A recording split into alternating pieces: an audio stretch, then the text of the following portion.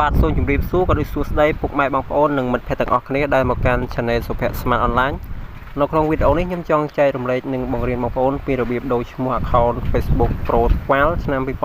2026បាទសម្រាប់បងប្អូនដែលមិនទាន់ចេះដូរឈ្មោះ Account Facebook Profile បងប្អូនអាចមើលវីដេអូមួយនេះបងប្អូននឹងចេះដូរ 100% តែម្ដងបាទឥឡូវកុំឲ្យខាត់ពេលយូរបងប្អូនចូលមកកាន់រូប Profile បងប្អូន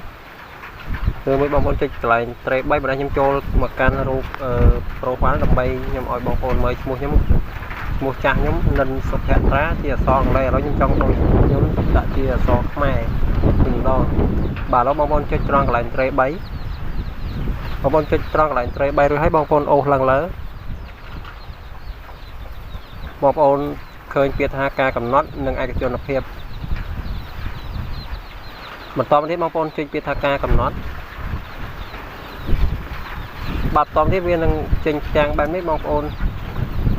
ចុចពាក្យថាមជ្ឈមណ្ឌលគណនេយ្យនឹងមកបាទបន្តទៀតបងប្អូនចុចពាក្យថាព័ត៌មានលម្អិតផ្ទាល់ខ្លួននិងកម្រងព័ត៌មានកន្លែងរូប profile យើងហ្នឹងបងប្អូនបាទបន្តទៀតបងប្អូនចុចត្រង់កន្លែងរូប profile ឈ្មោះនិនសុភ័ត្រានឹងមកហើយវាមាន 4 ជម្រើសវាមានឈ្មោះអ្នកប្រើ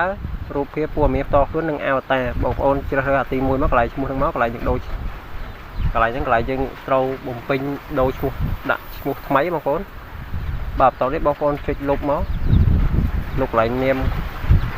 មខ្លួននាមតកូលនឹងចេញមកយើងសរសេរដាក់ឈ្មោះថ្មីមកជាអក្សរខ្មែរមក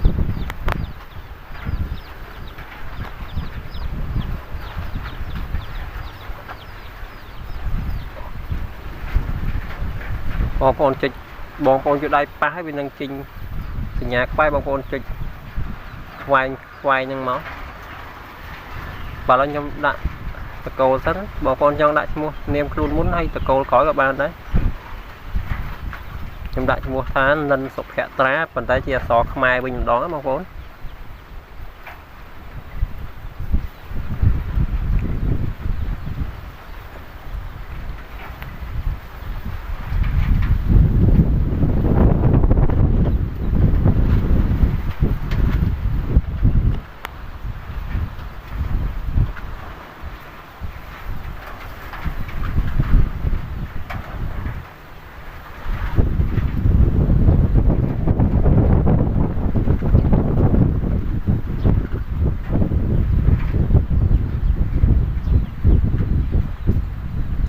បាទសូមអធិស្ឋានផងបងប្អូនខ្ញុំសរសេរឈ្មោះ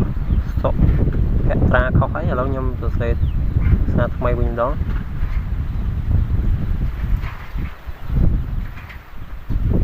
បាទបន្តមកទៀតបងប្អូនពិនិត្យមើលថាឈ្មោះយើងបំពេញត្រឹមត្រូវហើយបងប្អូនចុចជ្រើសរើសខាងក្រោមនេះមកពិនិត្យមើលព័ត៌មានអូអធិស្ឋានបងប្អូនពិនិត្យមើលការផ្លាស់ប្ដូរបងប្អូនចុចត្រង់កន្លែងហ្នឹងមកបាទបន្តទៀតបងប្អូនវាឲ្យយើងពីរជម្រើសបងប្អូនចង់យកនិនសុភ័ត្រាឬមួយសុភ័ត្រានិនប៉ុន្តែខ្ញុំក៏មិនឲ្យបងប្អូនជ្រើសរើសឈ្មោះលើគេនិនសុភ័ត្រាហ្នឹងហើយបន្តទៀតបងប្អូនចុចគេថារក្សាទុកការផ្លាស់ប្ដូរហ្នឹងមក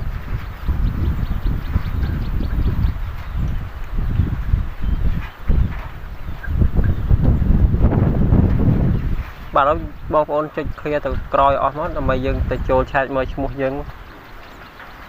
ដូរបានដោយជោគជ័យមែនអត់បងប្អូន